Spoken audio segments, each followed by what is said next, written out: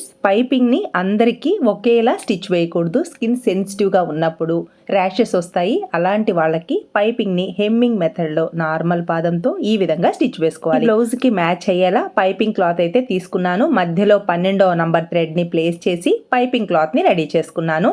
Front neck, back neck, round neck 1.5 inches వెడల్పు ఉండేలా తీసుకున్నాను. చివరికి 1/4 ఇంచు ఖర్చును తీసుకుంటూ ఈ క్రాస్ పీస్ చివరన ఇలా పైపింగ్ క్లాత్ని రెడీ చేసుకోవాలి. క్రాస్ పీస్ పైన స్టిచ్ వేసేటప్పుడు అస్సలు లాగకూడదు. క్రింది వైపున జాయింట్స్ ఉంటాయి కదా, జాయింట్స్ రెండు వైపులా ఈక్వల్గా రబ్ చేసుకోవాలి.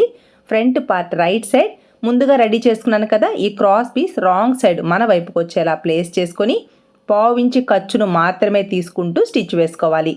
ఇక్కడ పైపింగ్ క్లాత్ అంటే ఈ క్రాస్ పీస్ని కానీ క్రింది వైపున బ్లౌజ్ పీస్ని కానీ అస్సలు లాగకూడదు. మీరే మాత్రం లాగారు అంటే భుజాలు జారిపోతాయి. రౌండ్ నెక్ కదా, క్రాస్ ఉంటుంది కాబట్టి ఇలా నీట్గా స్టిచ్ వేసుకొని టక్స్ని ఇవ్వాలి కార్నర్స్ అంతా. నెక్స్ట్ 1/4 ఇంచు ఖర్చు తీసుకుంటూ స్టిచ్ వేస్తే 1/4 ఇంచు మాత్రమే ఇలా టర్న్ చేసుకోవాలన్నమాట. మీరు ఖర్చులు ఏ మాత్రం ఎక్కువ తీసుకున్నారు అంటే ఈ 1/4 ఇంచు కాకుండా ఒక దగ్గర 1/4 ఇంచు, ఇంకొక దగ్గర కొంచెం ఎక్కువ ఖర్చు అయితే వస్తుందన్నమాట. ఈ మెథడ్లో పైపింగ్ని స్టిచ్ చేశారు అంటే బాడీకి కాటన్ క్లాత్ టచ్ అవుతుంది. పైపింగ్ వేస్ట్ అనేది మధ్యలోకి వెళ్ళిపోతుంది. చూసారా పైపింగ్ ఎంత నీట్గా ఒక సన్నని లైన్ లాగా ఉందో. ఫుల్ వీడియో ఛానల్ నేమ్ క్రింద ఉంది, చెక్ చేసుకోండి. Please subscribe.